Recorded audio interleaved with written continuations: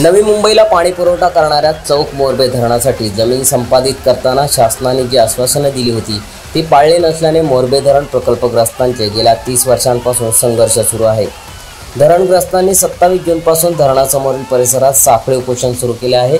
मंगळवारी उपोषणाचा 7वा दिवस असतानाही नवी मुंबई महानगरपालिकेचे कोणीही अधिकारी या ठिकाणी फिरकले नसल्याने मोरबे धरण प्रकल्पग्रस्तांनी गुरुवार दिनांक 4 जुलै रोजी दुपारी नवी मुंबईकडे जाणारा पाणी पुरवठा बंद करण्यासाठी आंदोलन केले।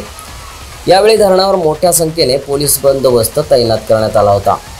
यावेळी मोरबे धरण प्रकल्पग्रस्तांचा आक्रोश पाहून पोलिसांनी समजूत करण्याचा प्रयत्न केला, परंतु धरणग्रस्त मुख्य प्रवेशद्वारावरून तसेच धरणाच्या संरक्षक जाळी तोडून आत घुसले।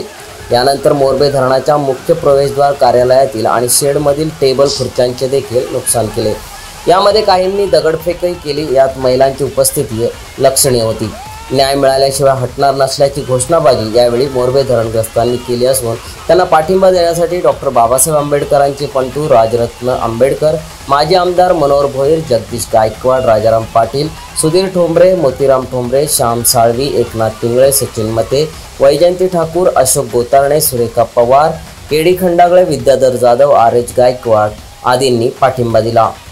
मोरबे धरण प्रकल्पग्रस्तांनी नवी मुंबईला जाणाऱ्या मुख्य पंपाजवळ ठाण मांडला असून आम्हाला न्याय मिळेपर्यंत आम्ही हटणार नसल्याचे धरण प्रकल्पग्रस्त संघटनेचे अध्यक्ष जगन्नाथ पाटील यांनी सांगितले आहे।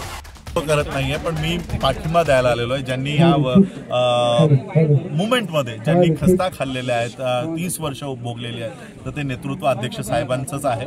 आम्ही त्यांचे हात बळकट करण्यासाठी आलेलो आहोत आणि त्यांच्या मागण्या त्याला संपूर्ण आमचा पाठिंबा राहील की जे प्रकल्पग्रस्त आहेत त्यांना सिडको असेल, म्हाडा असेल, या ठिकाणी त्यांना घरं मिळाली पाहिजेत। या शासनामध्ये त्यांच्या मुलांना नोकऱ्या मिळाल्या पाहिजेत आणि जो कायदा आहे 2013चा, तो कायदा पुनर्वसन कायदा या ठिकाणी लागू झाला पाहिजे, त्याचं इम्प्लिमेंटेशन झालं पाहिजे।